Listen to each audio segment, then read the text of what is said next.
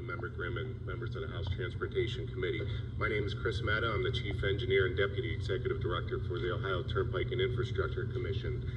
I started my career almost 25 years ago on the Turnpike as a staff engineer, working my way up. Became the Chief Engineer in 2022, and just last year was appointed to serve as the Deputy Executive Director for the Turnpike. This morning I have some esteemed colleagues along with me. I have our General Counsel, Jen Reeker, our Chief Financial Officer, Lisa Majak, and our Director of Marketing, Charles Ciro. Thank you for the opportunity to represent the Ohio Turnpike and Infrastructure Commission this morning with my testimony. In 2025, the Ohio Turnpike is going to celebrate our 70th anniversary of the opening of the Ohio Turnpike. We are a 241-mile long limited access highway spanning northern Ohio from Pennsylvania to Indiana. It is incorporated by the Federal Highway Administration into the interstate highway system with sections designated as Interstate 76, 80, and 90. A 10-member commission oversees the operations of the Turnpike. Farzan Ahmed, PE, serves as our Executive Director and the Chief Administrative Officer, reporting to the Commission. The Commission is chaired by former Mayor Jerry Ruby of Brecksville. The directors of the Ohio Department of Transportation and the Office of Budget Management are also members of our Commission. In addition, the Commission is represented by a member from the House and from the Senate. The Commission determines the toll rates, collects revenues, controls disbursements, and has title to all assets except for title to real estate, which we purchase in the name of the state of Ohio. As we enter our 70th year of operation, we are fiscally sound. I would now like to explain our revenue and expenditures to the committee. The Ohio Turnpike's 2025 revenue budget is $463,808,800. The Ohio Turnpike does not receive federal gas tax or appropriations from the General Revenue Fund. About 90% of the Commission's revenue is derived from tolls collected. Other sources of revenue include investment revenue and concession revenue. In 2024, approximately 61.9 million of gasoline and diesel fuel was sold at our service plazas, and that generated about $26 million in state motor fuel taxes. Of that $26 million, the Ohio Turnpike receives 5 cents per gallon, which is about $3.1 million in 2024.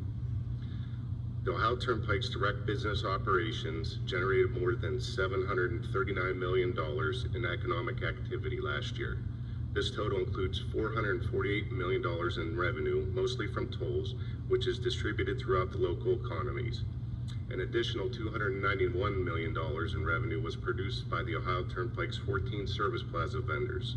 That includes fuel sales, restaurant, gift shop, and vending sales. The Ohio Turnpike employs 810 full-time and part-time employees. Additionally, we have about 1,100 workers that are employed in jobs that are affiliated with the service plazas when they are operating at full capacity. Our service plazas are also responsible for generating a significant amount of sales tax revenue for the counties which they are located in. I will now summarize our expenditures. The Commission's senior and junior lien master trust agreements govern the flow of funds raised related to our expenditures for our bondholders. It creates a hierarchy, which is operating expenses, debt service, and capital expenditures. The bulk of our operating expenses are for toll operations and road maintenance. The other significant items are for traffic control, safety projects, and Ohio State Highway Patrol. Operating expenses make up about 35% of our 25 budget. The Commission has an outstanding debt of about $2 billion in senior lien and junior lien bonds. The debt payments on these bonds will require 28% of our 2025 budget, leaving 37% available for our capital projects. The chart on page 4 shows the Commission's historical operating budgets for the last 15 years. Budgeted revenues have steadily increased from $251.8 million in 2011 to $463.8 million in 2025. However, our budgeted operating expenses have held fairly constant over that same time period, increasing from $120.3 million to $162.6 million projected in 25. This is a testament to our stewardship and our commitment to running an efficient operation. Mr. Chairman, I would like to brief the committee on our current bond ratings. As you can see from the charts on page 5, Fitch Ratings rates the Ohio Turnpike Senior Lien Revenue Bonds AA and the Ohio Turnpike's Junior Lien Bonds AA-. Moody's Investor Services rate the Ohio Turnpike Senior Lien Bonds AA2 and the Junior Lien Bonds AA3. S&P rates the Ohio Turnpike Senior Lien Bonds AA- and the Ohio Turnpike's Junior Lien Bonds A+. A recent report issued by Moody's Investor Services this past November indicated that the Ohio Turnpike is in the top 5 ranked U.S. senior toll roads out of over 50 toll agencies. Key measures of each of the toll roads' operational and financial strengths are compared with the other toll roads. We continue to be one of the highest rated toll roads in our country. Our strong financial profile allows our toll road to fund capital improvements on the turnpike while maintaining credit quality. We are pleased to report that these are historically the highest credit ratings for the Turnpike, Ohio Turnpike, and make us among the highest rated major toll agencies in the country. The details of the Commission's 2025 operating budget are provided in the table on sheet 6. The total 2025 operating budget approved by the Commission is about $463.8 million, which is a 7.6% increase from the previous year. The increase is mainly due to increased revenues generated from tolls collected and concession sales. The highlights are $414 million in tolls, $17.1 million from concessions, $19.2 million from investment interest, $10.7 million from miscellaneous sources such as transponder fees, advertising, and leases, and $2.1 million from state fuel tax. As mentioned previously, the Commission currently has about $2 billion in senior and junior lien debt. In 2013 and 2018, more than $1.5 billion in bonds were sold to help fund project in Governor Kasich's Ohio Jobs and Transportation Plan. This created the Commission's junior lien debt service, set to be paid off in the year 2048. The bar graph on sheet 7 shows the Commission's debt service obligations for both senior lien and junior lien through the year 2034. The red area on each bar represents the junior lien, and the green area on each bar represents the senior lien debt. The Commission's annual debt service increases in the upcoming years. Last December, the Commission approved the $319 million capital budget for 2025. The capital projects for 2025 are focused on our pavement, bridges, and safety projects. Mr. Chairman, our facilities include some of Ohio's safest and best maintained roads, bridges, and facilities. That is the result of deliberate and well-executed capital investments in our system. Looking beyond this year's investments, we plan to invest more than $2 billion in the next 10 years in capital improvements. These capital improvements will provide contracting opportunities for many Ohio companies, both large and small. One of our priorities is to make sure that Ohio-based small businesses, including businesses owned by veterans, minorities, and women, play an important role in our capital strategy. Core maintenance, including road and bridge construction, repair, replacement, resurfacing, make up $240.3 million of the capital budget, or about 75%. Rounding out the capital expenses and accounting for $33.7 million, or 10.6% of that budget, are expenditures for maintenance vehicles and equipment, safety devices, toll and service plaza upgrades, computer and communications equipment, and slope and drainage repairs. Uncommitted funds, which provide for additional expenditures and for future projects, account for $19.8 million, or 6.2% of the 2025 capital budget. A little bit about our toll rates. The Ohio Turnpike's toll rates remain competitive with the toll rates charged by other toll authorities in the east-west corridor for both Easy Pass and cash-paying customers. The Ohio Turnpike's toll rates compared to our surrounding states are the lowest. Our toll rates reflect the Commission's ongoing commitment to remain fiscally sound while providing affordable, high-level service to the traveling public. In April of 2024, the Turnpike's new toll collection systems became operational. Many improvements were made, and the most significant improvement is that customers with an Easy Pass transponder traveling from Pennsylvania to Indiana or vice versa no longer need to stop at a toll gate. However, 26% of our customers still use cash or credit. To accommodate them, we still maintain cash and credit lanes. On page 10, there's a picture that shows one of our new open road tolling lanes. As you can see from that graphic, the customers with an Easy Pass will continue through the left lanes without stopping. Customers with cash or credit are going to go to the right. Speaking of Easy Pass, we actively promote usage of Easy Pass to our customers, as they can save up to 33% on the tolls on not just the Ohio Turnpike, but other toll roads across the country. For customers who go through the Easy Pass lane, we do capture the license plates with cameras. Using images of license plates collected from the cameras, the commission processes unpaid tolls using a license plate lookup. The system photographs the license plates, and the commission sends a bill to the customer who travel through the Easy Pass lanes without the Easy Pass. These customers receive an invoice within 15 days of traveling the turnpike, and a second invoice is sent 30 days later if they fail to pay. The customer will receive a third and final invoice 75 days after traveling the turnpike. Customers have the opportunity to dispute their transactions through an administrative hearing in our offices. We are working with the Ohio Attorney General's office to help collect unpaid toll invoices, and we are also working with the Ohio Bureau of Motor Vehicles to place a registration hold on customers' vehicles who failed to pay their unpaid toll invoices. In addition to safe, efficient travel, we take pride in providing some of the best amenities available in our country. There are 14 state-of-the-art service plazas located on the Ohio Turnpike, offering passenger car and commercial truck customers with fuel, restrooms, convenience stores, national chain restaurants, and more. Our commercial truck customers have access to free overnight parking and free 24-hour access to a lounge furnished with seating, television, Wi-Fi, private showers, coin-operated laundry, and vending for towels, sundries, and laundry supplies. Many travelers consider the service plazas to be meeting points and destinations because of the amenities, the cleanliness, and the choice of popular restaurants. Our service plazas operate on a public-private partnership model wherein we own the buildings and enter into service contracts with the concessionaires. Just like to note, in fact, just a little over a week ago in a nationwide survey, our Tiffin River Service Plaza out in Williams County, Ohio, was voted by truck drivers as the #1 truck stop in all of America. Also at the service plazas, we do offer electric vehicle charging stations. 8 of our 14 service plazas currently offer this service. Our goal is to get EV charging in all 14 of the service plazas, and we're actively working with our procurement and contracts department to make that happen.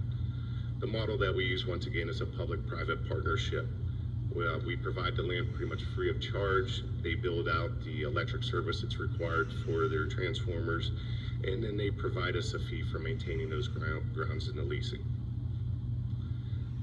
A little bit about the vehicles miles traveled last year in 2024. On average, about 150,000 vehicles traveled the Ohio Turnpike every day. 56 million passenger cars and commercial trucks traveled more than 3 billion miles last year. As a major route, the Ohio Turnpike carries the highest volume of commercial trucking freight in the state, including long combination vehicles of double and triple tractor trailers.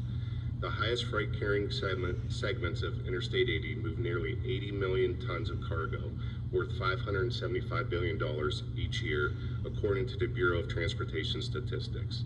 These numbers are projected to increase up to 85 million tons, worth $630 billion by 2045. The Ohio Turnpike is an asset that all Ohioans can be proud of. We take pride in providing a high-quality traveling experience to our customers, and we have been recognized for that with some national and international awards. A few examples of those are provided in my written testimony. I'll just recap those. Just a few years ago in 2021, the International Bridge, Tunnel, and Turnpike Association awarded us the Toll Excellence Award for organizational metrics. In 2022, IBTTA, the International Bridge, Tunnel, and Turnpike Association, awarded us the Diversity, Equity, and Inclusion Award for our work and participation in the Opportunity Corridor in Cleveland. In 2022, we were awarded Best of Show by the Greater Cleveland Public Relations Society of America for our work with IBTTA and the Boys and Girls Club of America for a renovation project at their site in Cleveland. And just last year, the Northeast Ohio chapter of Women Transportation Seminar awarded us as the Employee of the Year. And just most recently, this past fall in November, we were the host organization for the annual conference for the International Bridge, Tunnel, and Turnpike Association that was held in Cleveland, and we had almost 1,000 participants in that event. Our responsibility of maintaining 241 miles includes assisting our federal, state, and local law enforcement partners to combat human trafficking. In addition to campaigns throughout the year to raise the awareness of this, our staff is trained to identify potential human trafficking victims. We work with the Truckers Against Trafficking. Over the last few years, we have assisted in stopping multiple human trafficking attempts. We were integral in assisting law enforcement as part of a multi-state operation in identifying additional suspect vehicles and facilitating communications with other E-ZPass partner agencies. I'd like to share one story with a great ending. In July of 2022, an Ohio Turnpike customer at one of our service plazas contacted Ohio State Highway Patrol stating that she had been approached by a young woman who was being transported against her will. The State Patrol contacted our legal team to assist in obtaining video footage from the service plaza.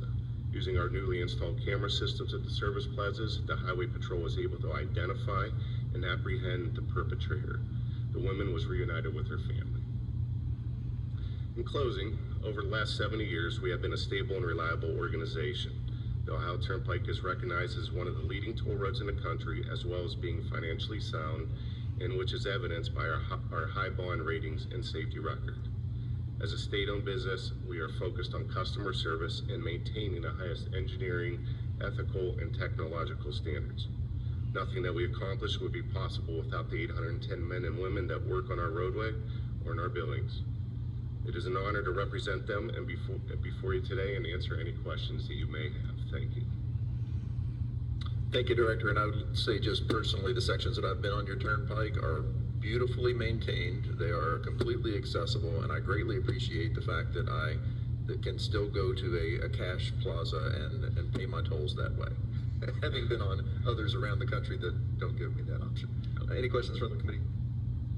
I had a feeling Chair recognizes Vice Chair Daniels. Hi there. I'm a very, very heavy user of your road. I own a trucking company, so I'm up there quite a bit. You do have a great road, there's no doubt about it. And your collection has always been very professional. The biggest comparison I can make, and if anybody has been on Indiana's Turnpike, their collection system's a nightmare, all the way to Chicago.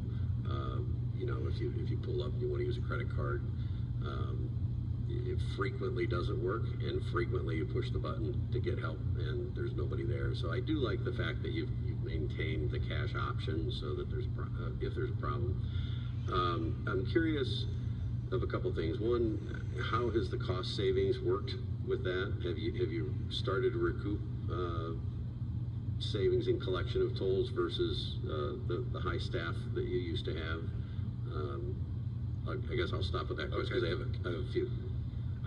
Through the chair, Vice Chair Daniels, I don't have the numbers with me. We're just finally moving into what we call the final acceptance stage of the contracts that we have with a couple partners in this project, that is on the toll collection side itself and the customer service side, which handles the data that's collected from the toll collection system and runs through our CSC transport. We're also working to close out a lot of the major projects that were involved with that. When it comes to the day-to-day operation, a lot of strategic planning was done. We first adopted E-ZPass in 2009. We knew it was coming a couple years in advance, so working with our toll operations department, utilizing some of the credit card payment machines that you spoke of that Indiana uses, what we try to do is through attrition, bring down the number of staff required to manually collect those tolls. We did that in 2009, and we did that starting in probably 2018 for the eventual, advent of going to this modernized system. I do not have the actual numbers of the total operational savings. I know the strategic plan outlaid, I could get the real numbers for you, but I think it was $230 million stood out in my head over the lifespan of the new system. Yep. I don't know if that'll be the actual final number. The system was really done in twofold. The project that we just went live with, one was the current system was no longer supported by a lot of the tech companies that provided that hardware and software that utilized that, so we had to upgrade. The second part was the customer's voice. A lot of the customers wanted to be able to stop without, waiting for a gate to go up or a cash paying customer in front of them. So those were some of the driving factors behind that. But I'd be glad to get you any additional financial information we get on a day-to-day operational costs. Proceed. Have you entertained, and maybe you haven't, and I just haven't seen it, a voluntary, I missed my toll, somebody that was in the wrong lane accidentally, you've got a lot of expense in mailing them a bill, then another bill, then collecting that $3 toll, whatever it could end up, it could be, for me, a $50 toll. I see in some states a sign that says, Mr. Toll, call 1-800, whatever. Do you have anything like that up, do you know? Yeah. Through the chair, Vice Chair Daniels, yes, we do. Okay. A customer does have the option. We don't advocate toll by plate like Pennsylvania does. That's not our system. But if a customer does inadvertently go through a easy pass only lane without an easy pass transponder, within a certain amount of time, that information should be in the system. They could go online, put their license plate number in, and then pay the toll by that method. Okay. Could you explain the difference between senior and junior? I think I understand the debt part, but somewhere in here, and I can't find it now, you refer to the Ohio Turnpike as a senior turnpike. And maybe I read it wrong. Go ahead. Through the chair, Vice Chair Daniels, I think it's senior just because we're 70 years old and we've been, one of the older turnpikes in America. As far as the senior and junior lien debt, I'll try to explain that. If not, I could reach out to my CFO behind me and she could assist. But the senior lien debt was debt that we incurred for our projects on the Ohio Turnpike itself, for payment replacement projects, some resurfacing projects, and I believe some toll plaza projects. The junior lien debt was the money that was taken out for Governor Kasich's Ohio Jobs and Transportation Plan in 2013 and 2018. That $1.5 billion was used to fund projects that had a nexus to the Turnpike, many projects in Toledo area, Cleveland. Gotcha. Thank you. Chair recognizes Representative Miller. Thank you, Mr. Chairman, and thank you, Director. Really appreciate your cooperation with OSP up there in the human trafficking issue, so really appreciate that. My question revolves around the usage of the Turnpike, and in here you stated about 56 million passenger cars traveled last year. Historically, is that up? Is that down? Can you give us a little perspective of what it's been? Is it increasing, leveled off? Through the chair, Representative Miller, it's about the same as it was last year. I don't have all the numbers in my head right now for the past few years. Obviously, there's ebb and flows with the way the economy goes. We rely quite a bit on our commercial partners, and if the economy is in a downturn, we suffer accordingly on that. I think historically we've had pretty steady growth. We've enjoyed pretty good years, with the exception of 2020 that most of us have. But again, we could get you the historical data on the vehicle miles traveled on the Turnpike. Proceed. Thank you, Mr. Chair. The purpose of my question was I was looking at your fuel tax money that you received, and as you might imagine, this committee is looking at alternate ways with the increased amount of electric vehicles and hybrid stuff. So I was trying to kind of look and see if there was some sort of a comparison there. I see from 2004 to 2005, there's a projected decrease in that fund, and just trying to get an idea of, has it been consistently decreasing over the past few years? Through the chair, Representative Miller, I don't believe so. I seem to recall our Director of Service Plaza Operations talking about, some record-breaking years of the fuel sales at our service plazas. Obviously, we are cognizant too of, what does the EV charging penetration, do to that number. The numbers haven't grown for EV use, EVs, I guess, in general in the state. We do continue to see pretty high growth in the EV market, as far as our customers using those stations at the Turnpike. But when it comes down to the portion, the 5-cent portion of the motor fuel tax that we get, I think it's been pretty consistent, maybe a few blips here and there with the economy again. I would just further add to it, what we require those vendors to provide the fuel service at our service plaza to do, Again, to make sure our customers don't get raked over the coals, so to speak.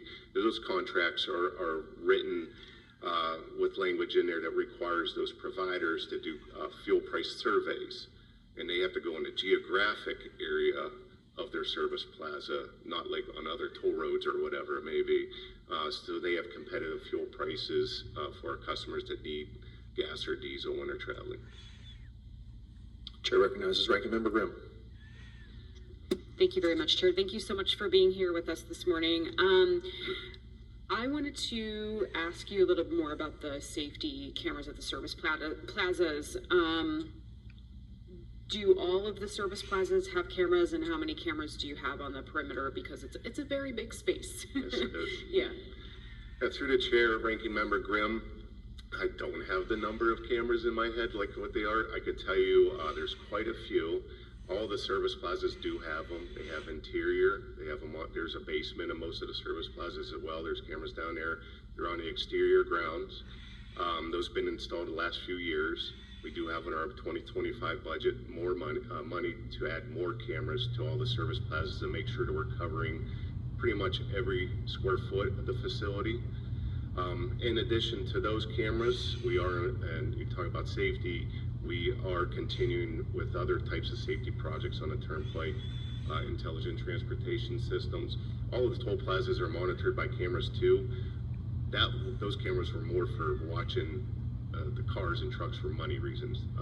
But we're going to be installing cameras that are a higher level. If you're on an OGO system, you know, the cameras that the Ohio Department of Transportation have. We have several of those going up this year. We have a project that should be out to bid later this year that provides overhead message boards along the turnpike, like 21 of those to provide information to our customers with road weather information stations. Representative Troy will be doing a variable speed limit project over a 27-mile corridor, like out in your way. So we're doing a lot of different safety projects, but cameras is one of them that we'll continue to install, and we're going to hopefully get those on OGO. And we also, you know, work between our legal department and Ohio State Highway Patrol to make sure that we could have, you know, share that information with them. Follow-up, Chair. Thank you. We had a proposed bill last General Assembly to put cameras on all of the rest stops. That wouldn't pertain to the turnpike, but I think it sounds like you've had success with the safety cameras, so hopefully we can kind of explore that with the rest of the rest stops in the area. So thank you very much for highlighting the safety cameras. Chair recognizes Representative Rogers. Thank you, Chair. Thank you, Director Mata, for your testimony today. My question is kind of going towards what you talked about the EV and the fuel tax. It almost seems like I'm all about innovation, and we're thinking for the future. But with the EVs, you are losing revenue. Are there any thoughts of charging those cars, those vehicles, a little differently as they pass the turnpike? Through the chair, Representative Rogers, that's a great question. So EV's still kind of new, right, for a lot of people, and we don't know exactly what that usage is going to mean. And so our partners in that space, the ones that are going to provide the EV charging, they don't know as well too. So they got to watch how much money they front up and whether they'll get a return on that investment at the end of the day. So our initial go at this, we tried to make rather short-term agreements with these companies. And they weren't long-term, and tried to watch renewal options on them as well. But we wanted to provide the service to the customers so that they had a way to continue, you know, whether they're going to Pittsburgh or, you know, somewhere on the East Coast or whatever. So they didn't have to get off the turnpike. They could just charge up and keep going. So again, these were shorter-term agreements, and we're trying to line them all up. I think we've had 3 different goes now to get up to providing that service 8 out of the 14 plazas. And as those come to fruition, and then there's a little bit more known about what the usage needs are going to be, that's when we'll look to enter into most likely like a revenue sharing type contract with those providers. Yes, sir. Thank you for that. And then also I've been made aware of some issues or challenges or hiccups with the readers. Can you speak to that too, and possible solutions if you haven't found one? Yes, through the chair, Representative Rogers. So it's a new toll system. So there's a couple things that happen. The first is, we did extensive testing of our system before we even flipped the switch and said it's ready to go. So that hit one key performance indicator. From that time of April, we continue to work every day and monitor it, make tweaks, make improvements to make sure that our equipment is reading everything properly. The second leg of it, I guess, would just say getting customers used to something that's a little bit new, whether it was, being in the proper lane when they're traveling, whether or not they had Easy Pass or if they're cash and credit. The third part was reaching out to our customers and making sure a simple thing like making sure the transponders are mounted properly on their windshield. There's a specific way to follow, even though the waving may work, and I used to have it inside my dash on the front and worked for many years. It's different when you're going 10, 15 miles an hour through a gated booth and it's reading it, and you're going 70, 75 miles an hour through a high-speed lane. But we continue to work on to make sure that our key performance indicators that are listed in those contracts are met, and then working with the integrator, as we call it, on the toll collection side, are doing their part to continue to improve that. Follow-up. Yes, sir. Comment. Just want to say thank you and your team for the work that you do. And as Representative Daniel said, you can definitely tell a difference when you're traveling, excuse me, the Ohio Turnpike versus the other turnpikes. We have a great system, so thank you. Appreciate it. Chair recognizes Representative Troy. Thank you, Mr. Chairman. Thank you, Director. This is probably the only one in this room who's older than the Ohio Turnpike. I guess the question is, we all knew that when that was put online and the bonds were sold, it was supposed to be turned into a free road, part of the interstate highway system in the early to mid 90s. And I know I was here when, that was extended. I mean, the room was loaded with bond house lawyers encouraging that we do that to continue to bond out the turnpike. But I guess is this a forever now? I mean, especially I guess if you don't have, you've got some bonds that aren't going to be retired to 2048. You're carrying 28.5% of your budget for debt service, which to me, I'm wondering how that compares with other entities. No government I've ever worked for has that high of a debt service percentage of their budget. So I guess, what's the future? Is this is going to be forever a toll road, or is there any thought that at some point, that this may, become like our other interstate highways, basically handled by the federal and the state transportation agencies? Through the chair, Representative Troy, honestly, I can't answer that question. I think that would be something that at the end of the day is decided by our government. We do have the debt, we do have to pay it down, and we'll just continue to pay the bonds back to satisfy the means. Okay. Mr. Chairman, follow up. So the movie that took place, I think commissioned by the Kasich administration for a lot of off-site projects being funded with turnpike revenues. I mean, is that movie over? I mean, are now all the proceeds directed toward the turnpike? No more off-site projects? Yes, through the chair, Representative Troy, all the expenditures from those bonds that were sold under those junior lien bonds, yes, they've all been dispersed. All the projects have been let and awarded, I think, are pretty much complete.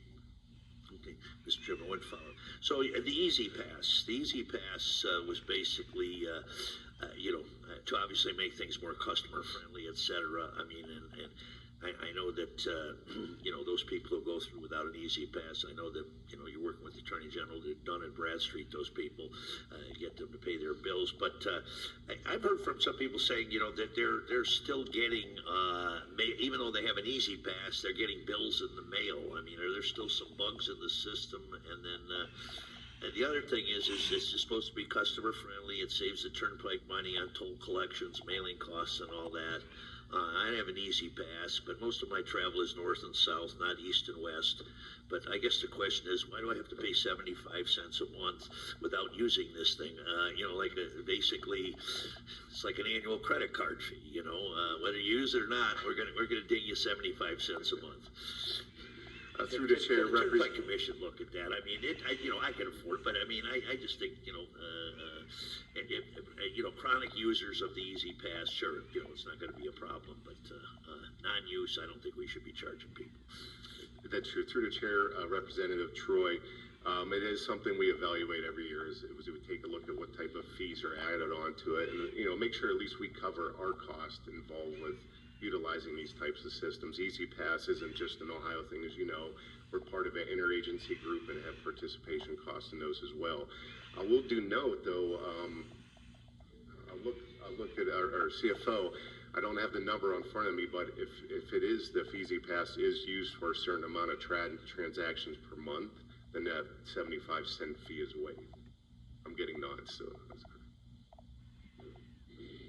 Chair recognizes Representative Mohammed. Thank you very much, Mr. Chairman. Thank you very much, Director, for your testimony. I wanted to just briefly pick up where Rep. Troy left off. I know you had mentioned regarding enforcement and collections that you all would take a picture of a person's license plate and send a bill, but also put a block in your driver's license. I'm assuming that would apply to Ohio drivers, but I do wonder what you all do with out-of-state drivers who are driving. Do you guys have, I'm assuming you don't have the authority to put a block on their license, but what are the steps to enforce and get payment for unpaid tolls? Yes, through the chair, Representative Mohammed, that is the case. It is in Ohio only where we could put the BMV holds on after that time lapse of 90 days has expired.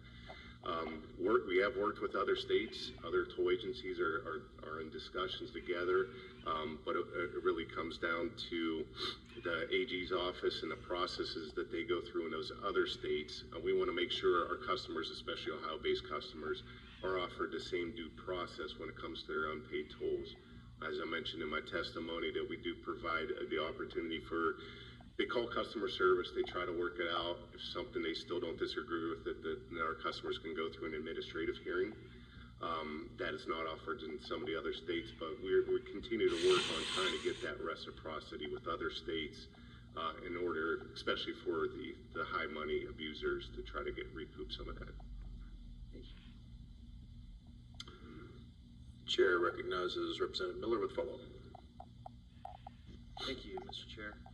Just one last question. What's your carryover or your cash reserves for the commission?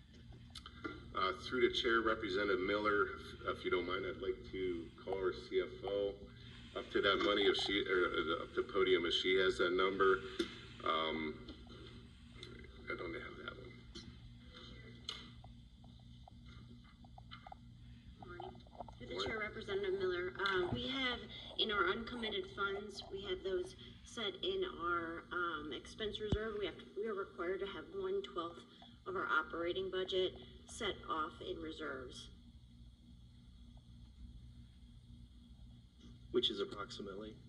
Which is approximately, I believe, 157 million. Thank you. I can confirm that with you. If you wouldn't mind, I just will. see the numbers. Yes. Any other questions from the committee? Seeing none, thank you, sir, and ma'am. Thank you. Appreciate that. Finally, I'd like to welcome Director Dietrich from the Ohio Rail Development Commission to provide testimony